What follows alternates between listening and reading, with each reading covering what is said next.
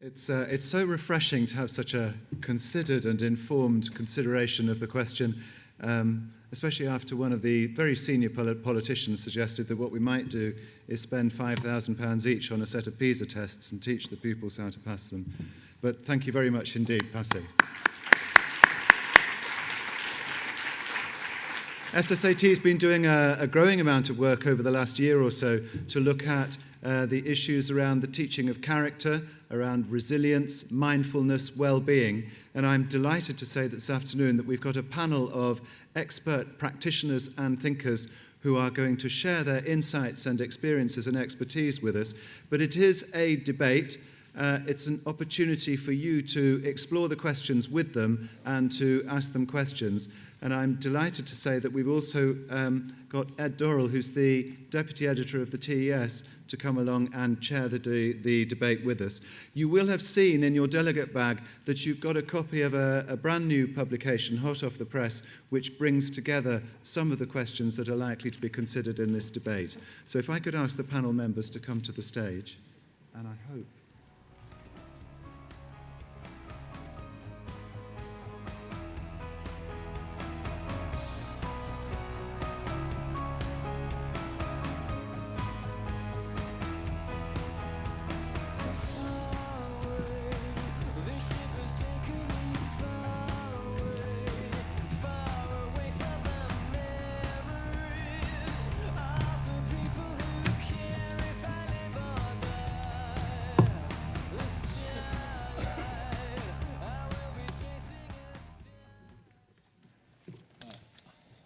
Hi everybody. As people are just leaving, bye. I'm Ed Dorrell.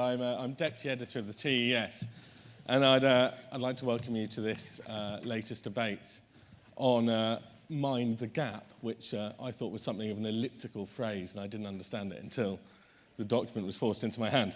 As I understand it, this discussion should be about character education, about resilience, mindfulness, and all that.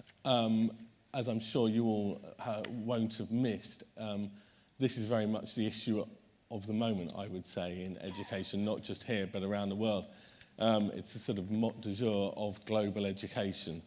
And what a fascinating subject it is, too. I mean, I'm particularly interested in it. Since perhaps the time of Aristotle and Plato and the like, and maybe some muscular Victorians, never has there been a time when this issue has been so much at the forefront of people's minds.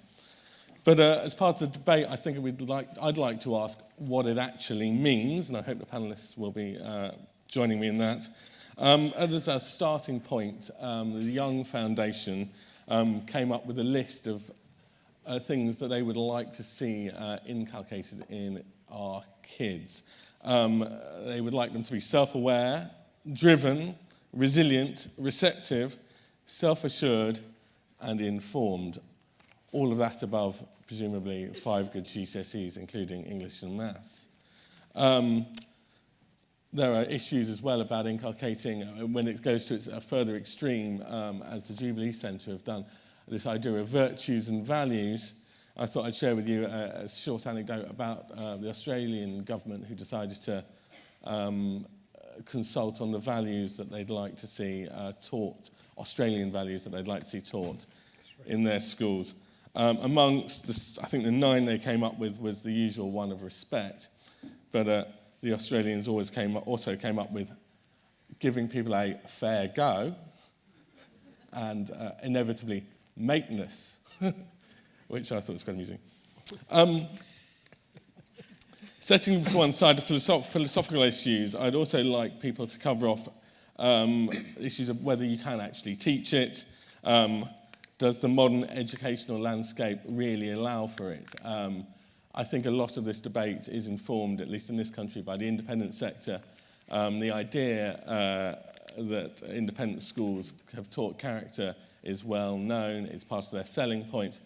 But I would argue that, of course, it is quite easy, or relatively easy to do if you're independent, affluent, and selective.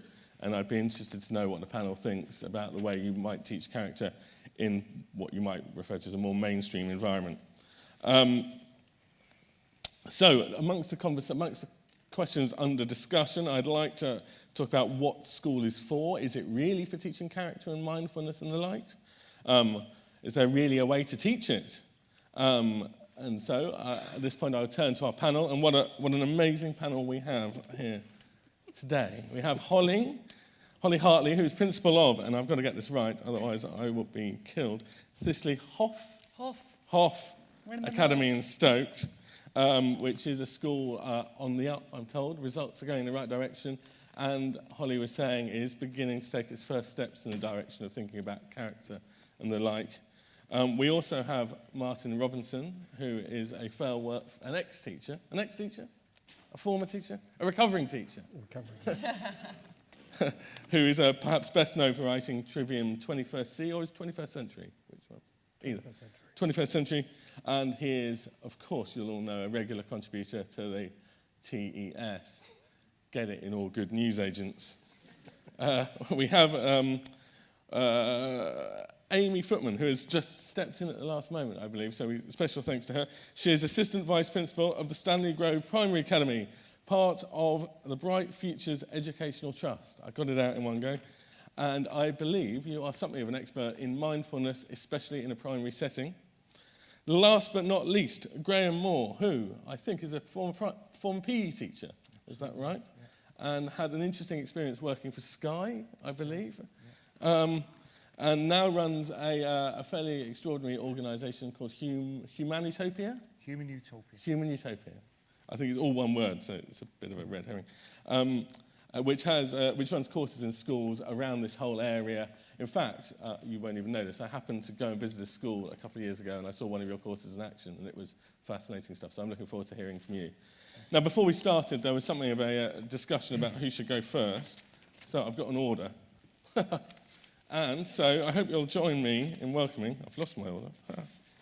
Who wants to go first? Graham wants to go first. So, everyone, Graham will. I need a little clicker there. I hope there's a clicker. There's nothing like a warm round of applause. And that was nothing like a warm round of applause. Give me year 11, 250 year 11 students every day, and I feel a lot more comfortable than I do up here. I can't even see you. So I'm just assuming you're out there. Has anyone got a little clicker I can borrow there? Is it not there? Is this it? There's about 400 people behind there. And not one of them's coming out to help me. Let's just see if this works. There you go. That is, as you can probably tell, I've had to have a police escort along the East Lancs this afternoon. Because when you come to Manchester with my accent, it's a little bit dodgy. And it's not particularly pleasant. I have to sneak back to the hotel later on.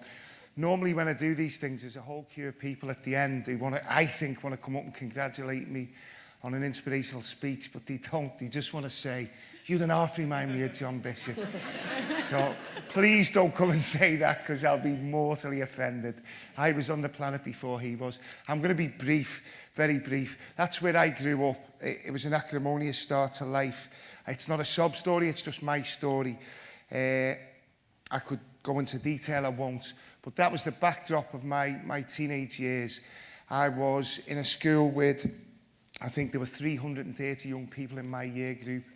And I was the best at French, Spanish and geography. So, I was doing well at school. But when I was walking around the streets at night, I didn't get medals and pats on the back for knowing how to conjugate être and avoir when I was 11. You had to do different things to survive on that estate, and sadly I chose to buy into that because it meant I was safe and I survived.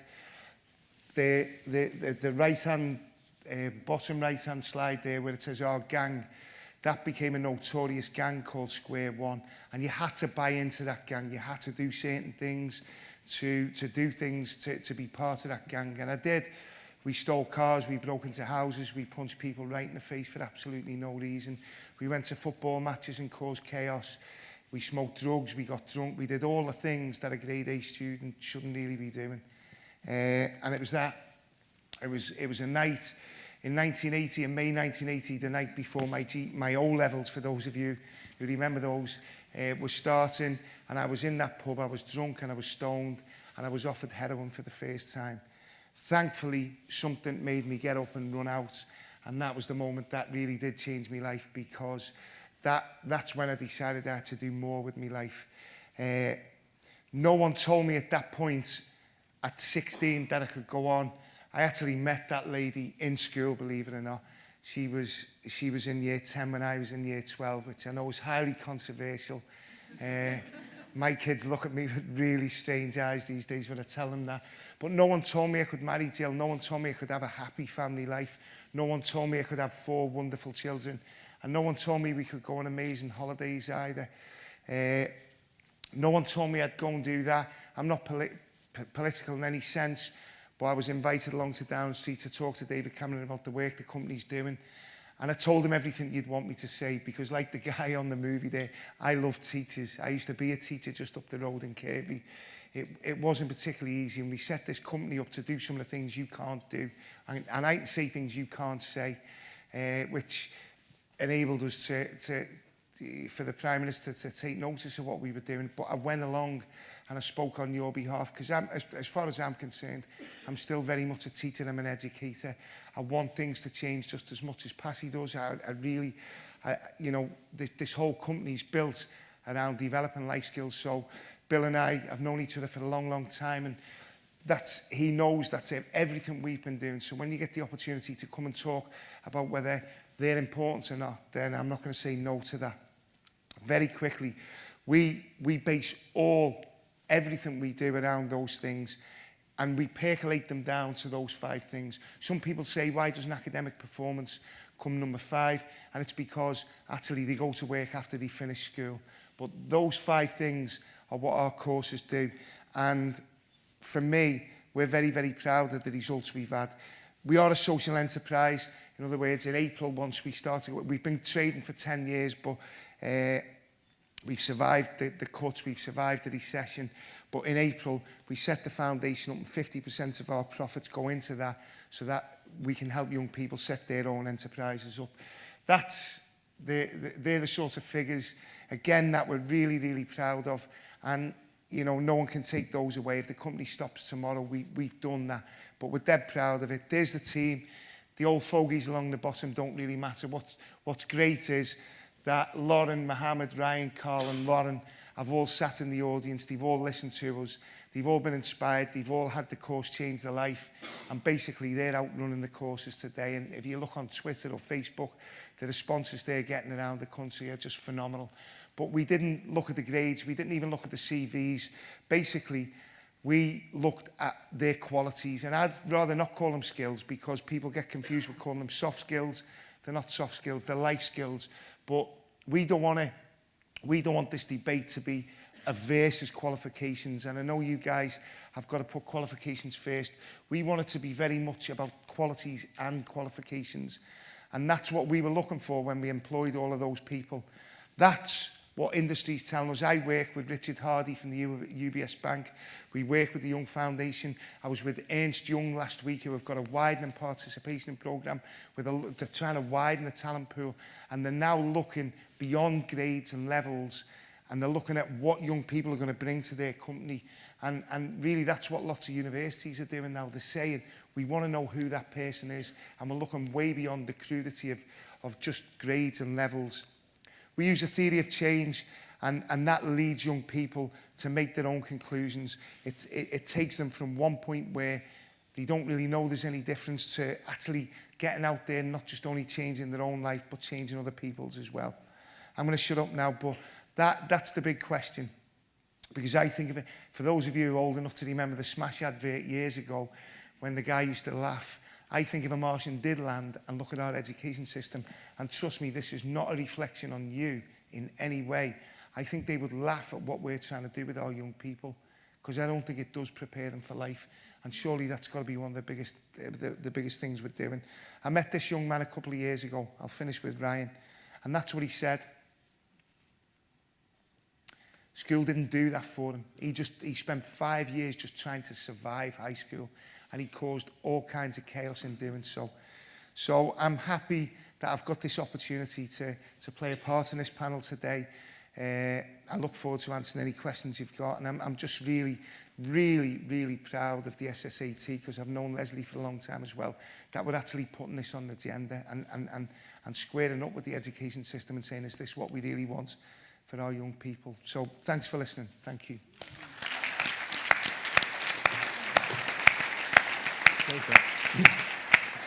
Next up, Polly.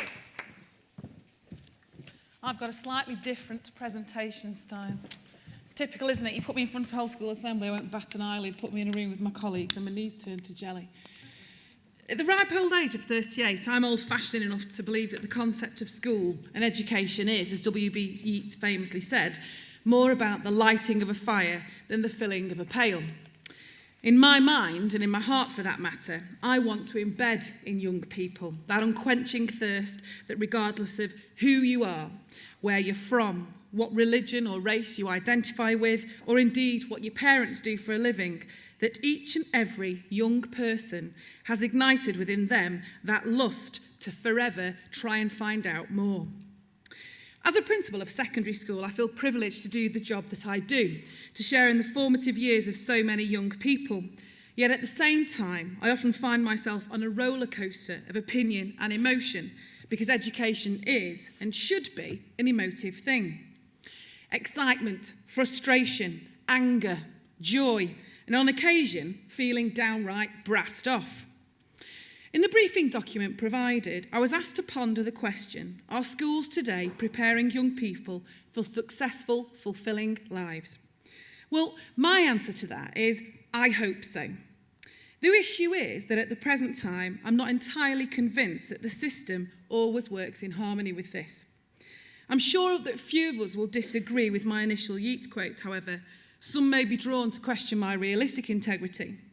It's a fact that we as educators have to prepare young people to gain the qualifications that they need to open the doors to their futures. However, it's also my belief that we are also morally bound to improve and enhance both individuals and society. And this means focusing on those skills that cannot always be measured and recorded in a league table.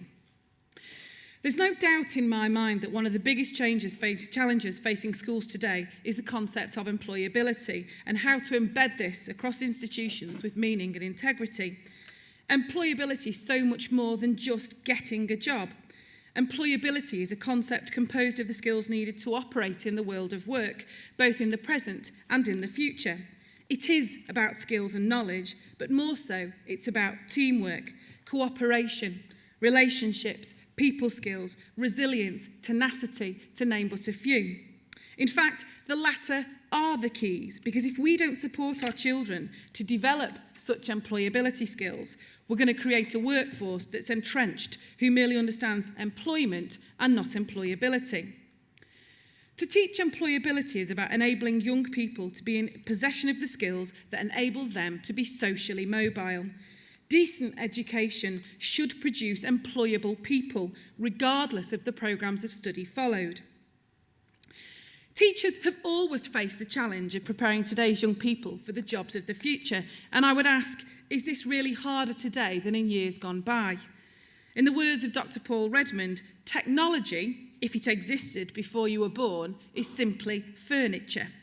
However, technology, as my mum would testify, is changing at a faster pace than many of us can cope with. Hence, there's now a clear need to teach life skills, employability. Education is not only about the content and the passing of exams and the impact of these and that has on you for the rest of your life. It's now about imparting the skills that enable you to learn throughout your life. Another point posed in our briefing document was that it's not what you know, but what you can do with what you know that matters. As a teacher, I find this quite ironic in the current educational climate when one considers the new national curriculum, which is indeed driven and tested by what you know. The fundamental problem here is that it's easy to test and measure and rate and grade and rag what you know. It's much harder, indeed perhaps impossible, to measure and quantify something that's essentially quite subjective and critically often dictated by culture. As a parent and a teacher, I want my kids to be taught not only the stuff that they need to pass exams, but also the stuff that they need to cope with passing exams and, more importantly, failing. Recently, when planning for our new curriculum in Progress 8, it became woefully apparent that by the time we've incorporated everything that we need to, there's little time for much else. So we have two choices. We either change the system or we learn to make time. When lighting our fires, we must ensure that we use every opportunity to impart these skills. Personally, I agree, I believe that these can be both taught and caught. Either way, we have to maximise opportunities. At our school, we've sought to do this in a range of ways, some of which now are tiny little acorns, but which I hope oak trees will grow. A significant partnership with a local employer, a widening horizons curriculum, an experiential promise to all pupils that will provide for them opportunities they would never otherwise experience. For me, one of the greatest challenges is ensuring that all pupils are taught these skills that fundamentally make people employable, so that they all have the freedom to choose. This means that schools need to do more than just teach pupils how to pass exams, get a job or a place at college or university. One of the things that worries me the most, because it's so important, is the need to narrow the gap. I think this is about several things, but two that I would like to identify here. Narrowing the gap between the advantaged and the disadvantaged, but also narrowing the gap between schools and employers in order to facilitate this. It'd be remiss of me at this point not to mention the concept of who you know. I'd ask you to have a ponder. What about those areas where social capital is weak? Areas where issues with social mobility and equality are endemic? Well, in short, we must use every opportunity to flood those areas beset with a social capital drought. Without cooperation and partnership, risk-taking and just plain having a go, our children, employers, the nation are going to miss out, for we won't create what we need. Yesterday, I was in a meeting with a Year 8 pupil. I'll call him Peter. He doesn't have a nice life at all. His mum's been in and out of prison. He has no dad to speak of, and to be honest, he's a bit of a handful. On a daily basis, we see a lost little boy, a young man who at the age of 13 has given up. He's no ambitions. Now, I worry about Peter and about all those pupils like him, whose future is pretty bleak and lonely. But with the right guidance, the right opportunities, the right skills, we can change his life. And as Nelson Mandela said, it always seems impossible until it is done. Thank you.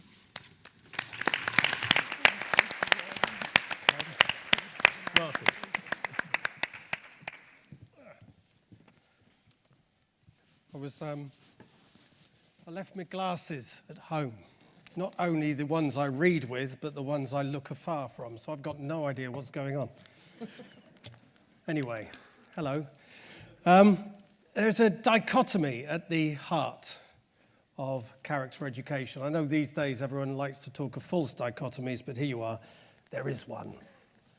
On the one side, we have people who think we can mould people into a homogenous morass of compliant worker types who need passports to get from one stage of life to another. And we also have the types who think life is so miserable that you just need resilience and grit to get through it. And on the other side, we have those who believe that by giving children a rich education offer, they can have the opportunity to develop and express their character in a variety of uplifting ways. A joyous liberal arts education for all is exactly what Steve Jobs wanted for his workers. The only way, perhaps, is ethics. The only way is ethics. I actually taught one of the cast of The Only Way is Essex. He was very, very stupid. I looked at him and wondered what was going on. He is now a multi-millionaire and clearly not as stupid as I thought, whereas obviously I was the stupid one. Are we teleological, deontological, or do we desire eudaimonia? Teleological, being directed towards a goal, if you like, 21st century skills, educate for the jobs that don't yet exist in the future. Or are we deontological? We sacrifice ourselves in the present to do the right thing. In other words, grit, resilience. But instead of these two things, how about educating eudaimonia, having a good indwelling spirit, a good genius, a lifelong pursuit founded on the pursuit of wisdom, practice and excellence, what Aristotle called flourishing. Is character a far-off aim formed from sacrifice or the living, breathing stuff of the everyday? There are those in the field of character education who sit on their lofty perches of great character whilst pronouncing on the character deficits of the oiks. These types look at the poor girl, boy, at their their obese bodies and think what they need is character. It's them what is wrong, if only they could change. The working class used to be salt of the earth types. Now, we've gone out of black and white and we're into 3D colour. They're TV fodder, reality TV. Thick, lazy, scroungers on the state. A problem to be solved. Any minute they might revolt. Character education, by the way, first mentioned about the 1850s. If you go a Google search on it and find out when it was most mentioned in books and journals, the last time it was most mentioned was in the 1930s. It's now peaking again. Recession breeds the desire to do something about people's character. Of course, the same characters were perfectly all right to fight in the Second World War. What sort of things are we actually saying when we're looking for character? You see, perhaps we want them all to go to Oxbridge. Perhaps we want everyone to become a lawyer. If only they had the grit, resilience, and mindset to get themselves beyond the sad existence of state handouts, drugs, and violence. What they need is public school character. Andrew Mitchell of Plebgate fame had public school character. He went to rugby school. Well, okay, not public school character. How about grammar school character? David Mellor. He went to Swanage Grammar School. Now, both these upstanding characters have fallen somewhat due to their character flaws. In fact, going back to the Plebgate thing, P.C. Rowland, the copper at the centre of Plebgate, was called by Mr. Justice Mitting, who went to a Roman Catholic independent school, he pronounced on P.C. Rowland's character, saying, P.C. Rowland is not the sort of man who would have had the wit, imagination, or inclination to invent on the spur of the moment an account of what a senior policeman had said to him in a temper. There's the character of the oik. Gosh. King's Science Academy in Bradford. 7 times a day, the students stand behind their desks and chant the character promise before they are seated. Character before knowledge. If students do not display the right character traits, a character development card is placed on their desk, beginning a chain of consequences that can lead them to the senior leadership team and attendance at a responsible character workshop. The school's now former principal has been arrested and released on bail, and the school is being investigated over alleged fraud by West Yorkshire Police.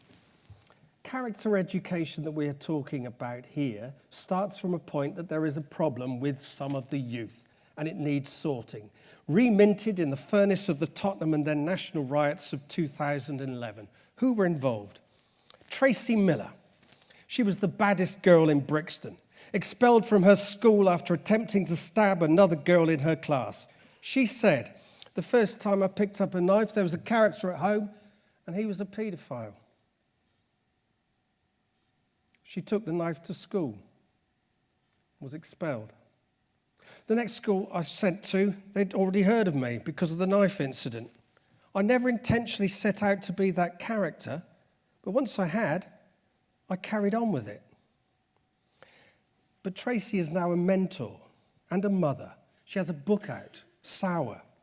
What makes her compelling is that she took wrong choices, or faced with difficult choices, she made the right calls for her, but not for society, who maybe would have preferred her to show character traits of humility. Keep quiet. Take the paedophile's abuse. Don't bother us. Is anger ever a positive character trait?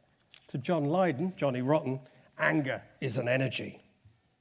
Faisal, from earlier on, talked of being in Iraq and being inspired by the warplanes flying over him to become an engineer. Character comes from the most interesting and difficult situations. But Oakham School, a private public school, wanted to do something about character of their children, so they decided to bring in Rebel Week. And in Rebel Week, they invited these two well-known rebels, a government minister from the Ministry of Defence, and Roger Scruton, the conservative philosopher. So again, what about the real rebellion? If character education perhaps led to a decrease in GCSE pass rate, would it be regarded as important? What if a truly courageous character has the humility to not believe that their exam scores sum them up? What if a great character knows that the exam system sucks and that a character report card can be ripped up and thrown on the floor? So what should we do instead? What if school was an inquiry into what it is to be human? Who the hell wants more resilience and grit? Should we be cruel to be kind? Do we spread anxiety and fear by saying such things? You will never have a job in the jobs that don't yet exist market. You haven't got enough resilience and grit. Oh my God, I haven't got enough resilience and grit. No wonder they're quaking. Anxious helicopter parents and anxious helicopter teachers chasing kids every minute of the day, brandishing their stems. What you need, kids, is this glorious green stem and you'll be rich hereafter.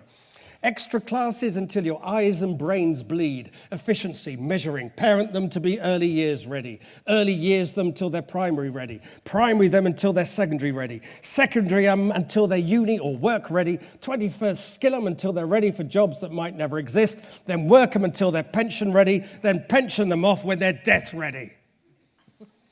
Instead of adding more schemes and stuffing them like oven-ready chickens, strip things down.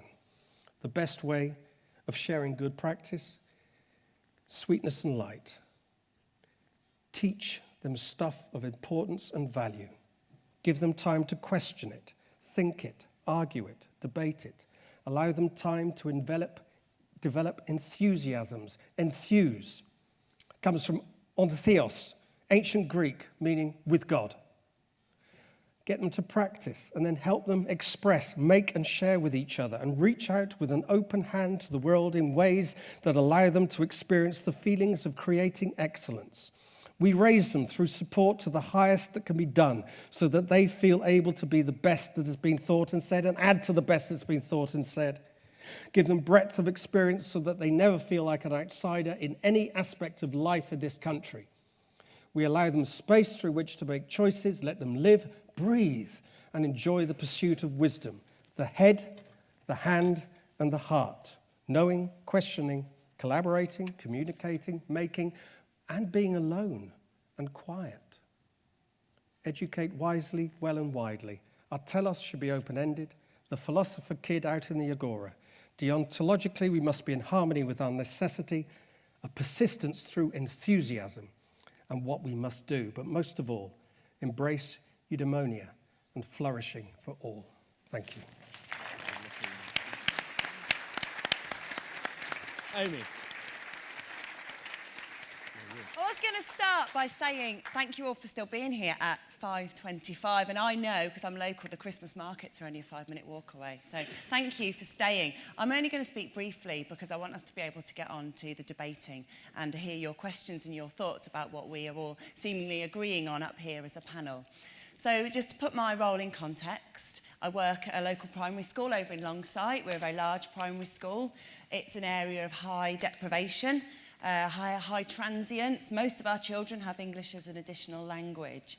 And I'm really standing here because I know I've sat in audiences and heard people talk about, oh, in my school we do these lovely things. And I think, well, it's probably fine for you, isn't it? If you're already hitting floor targets, if you've already got that academic achievement sorted, you've got your Ofsted tick, you're a 2, you're a 1, it's great, they're off your back. You've got the space to do this lovely whole child flourishing, thriving, and it seems like an extra. Well, our school wasn't like that. We're now part of an academy trust. It was a difficult journey for us, coming from a local authority school into an academy trust. It's great now we're here. But we didn't wait. We decided that we needed to address the whole child issue and educate the whole child, because we wanted to stop hot housing our kids when they got to year 6 and stop pushing and trying desperately to work on the academic side of things. We took a step back and went, actually, why aren't our kids learning? Why aren't they achieving? And we've heard a lot today about behaviours for learning. And we do some stuff in school that we've developed around the Guy Claxton. I don't know if people have heard of his 5 R's. Well, we made them 6 because there was an extra thing that people felt like we couldn't do without. So we look at readiness, responsibility, resourcefulness, resilience, reflexiveness and reasoning. Can you spot the odd one out? I always forget which was not in the original set. So we do that. We teach the SEAL curriculum, the social and emotional aspects of learning. But something else we do at Stanley Grove, which is a bit different, is mindfulness.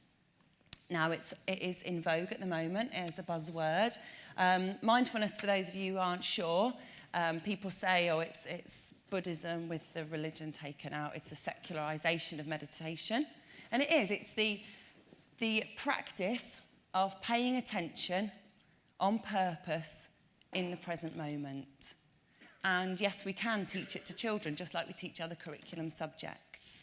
So our journey for mindfulness started when the Academy Trust that we're part of have it on the offer. So all staff are offered adult mindfulness courses. Some of the staff who were then really keen got offered to go on the training. And there's a group called Mindfulness in Schools project, and we use their curriculums. So I'm trained to deliver what's called the Pause.B curriculum for primary school age children. And we have an educational psychologist as part of our school trust. And he did some research looking at the effects on attention and sustaining attention and suppressing attention. He used some standardised testing. And we were doing it because we wanted children to have those tools. We wanted to teach the whole child. We were hoping that there might be some academic gain at the end. Of course we were, because that's what we, as teachers, as schools, as Academy Trust, that's what we're judged on. And yeah, we found that. We found after the control group and the other group that there was a 61% increase in children's ability to sustain attention.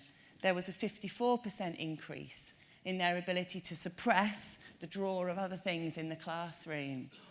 And the teachers did attention checklists, and they found a 10% gain in those scores. So I think we found that there is the evidence to show it. Our results have improved in school. We got our Ofsted good. There's a lot of other things that have been part of that journey, but I would say not being afraid to look at character, look at behaviours for learning, and look at the whole child. It's got to come at the start of that. It's made a difference to teachers. The workload hasn't changed. We haven't been able to strip away marking. That's still there at the end of the day. They still have to do 3-page planning formats. That's the system we're working in, and we can't change that yet as one school. But actually, they've said that their perception of the workload has changed. They are able to cope better because they have their mindfulness practice. And I just wanted to end with a bit of pupil voice, really. I did some interviews with some of the pupils that we deliver it to. It's within Key Stage 2 that we teach the mindfulness curriculum. And it's really moving to hear how the pupils talk when you ask them, what does mindfulness mean to you? They use words like, oh, it was a gift, miss. It's this amazing thing. It's like a tool. I've got this toolkit with me now for the rest of my life. Wherever I go, whatever situation I'm in, I've got these skills, and I know I've got these tools, and I can just use them. And they talk about it allowing them to have a bit of calmness and a bit of space in that moment, a moment of anxiety, a moment of panic, could be a moment of rage or anger. They're able to notice that in themselves and take the step back and have the choice point. So please come at us with your questions now. We'd love to know what struggles you're having in your settings and what things that we've said that have sparked your interest today. Thanks.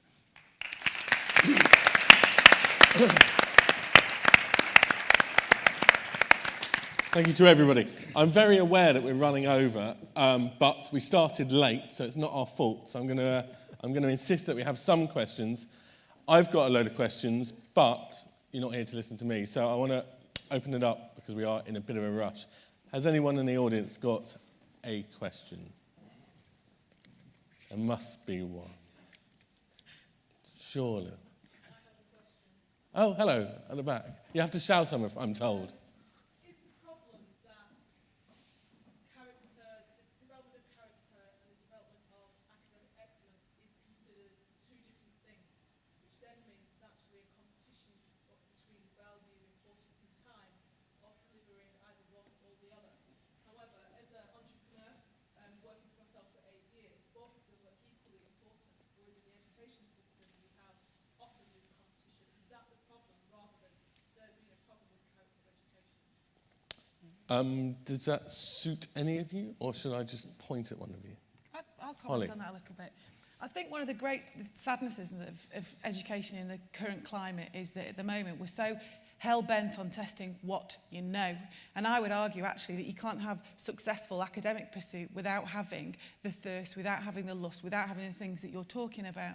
And I think by virtue of the system that we've got at the moment, there has become a natural a forced separation as a result.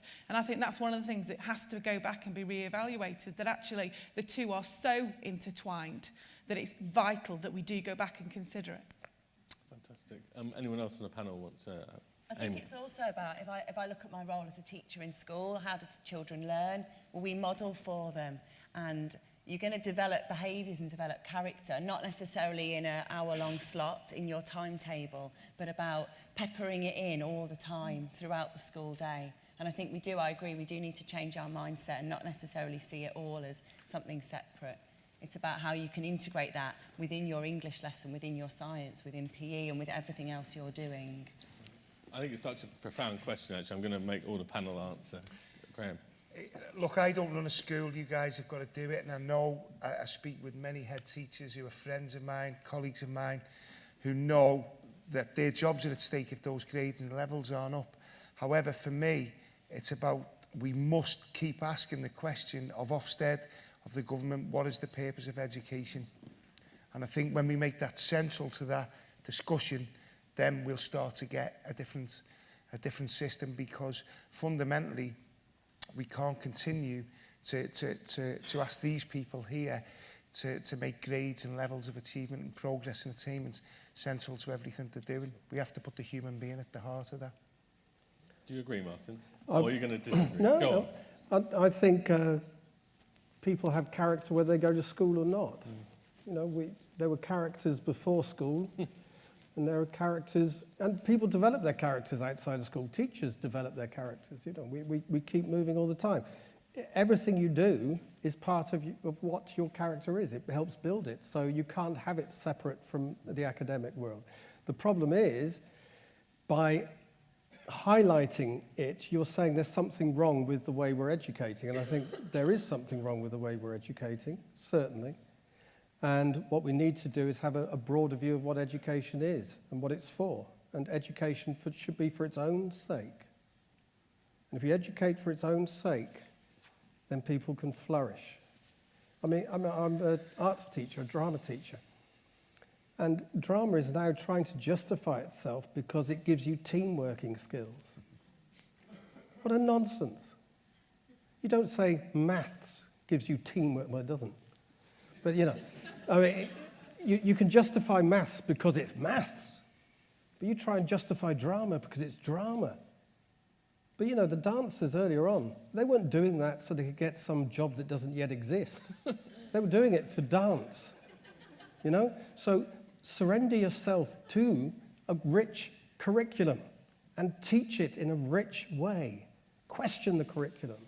Teach the best that's been thought and said, and love it. And then characters can flourish. Brilliant. Any more questions?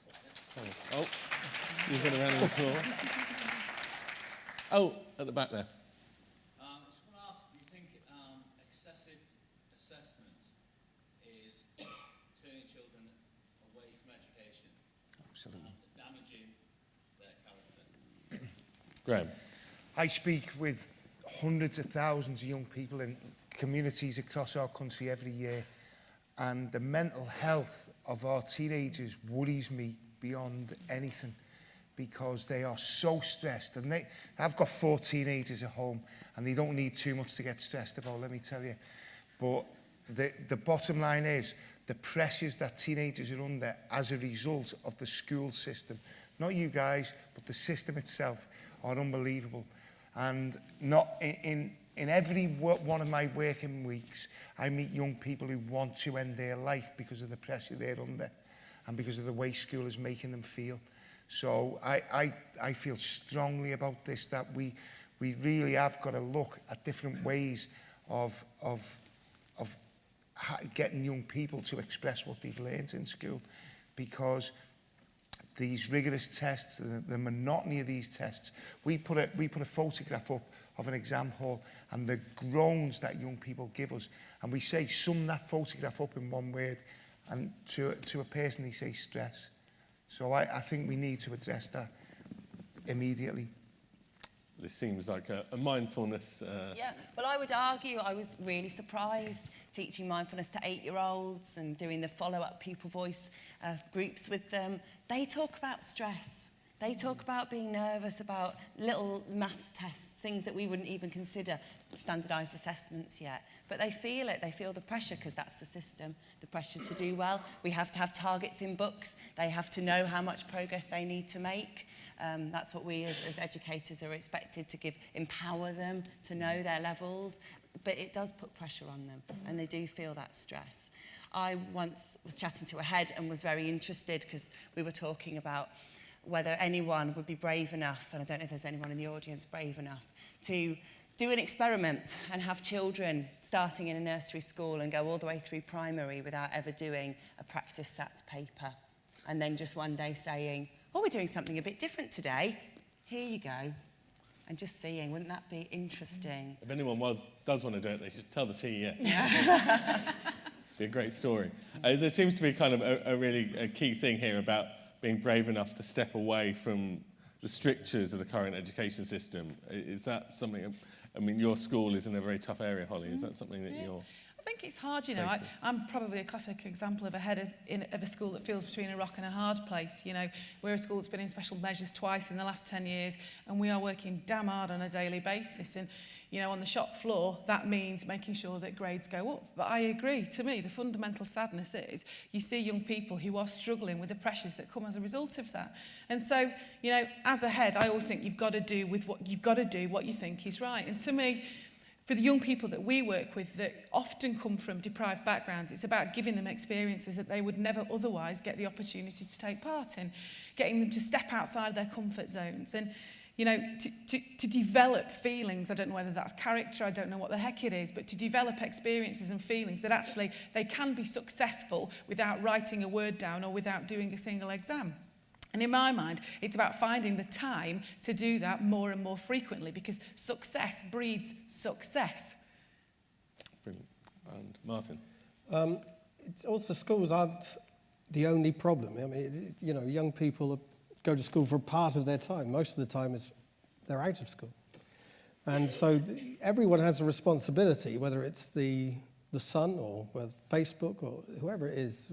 Everyone has a responsibility, and we start looking at culture as a whole, I think, and that's important. And saying schools should sort this out is not the way.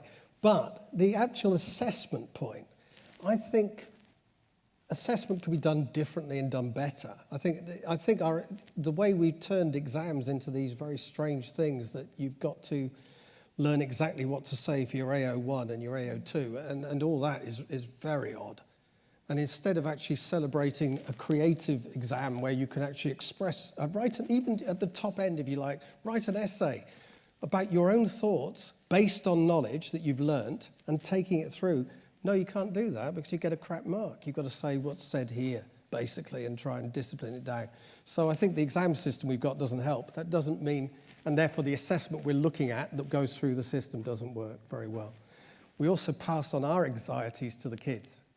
So that if you've got a head teacher they're anxious because of Ofsted might be coming, if they pass that anxiety on to their senior team, and the senior team passes it on to the teachers then pass it on to the kids, it should stop at the door of the head's office. That's the head's job, to take that anxiety on. Everyone else should be happy. That seems, I would say, as good a thing to finish on as any. I'd like you to all just join me in thanking the panel and buying the TES.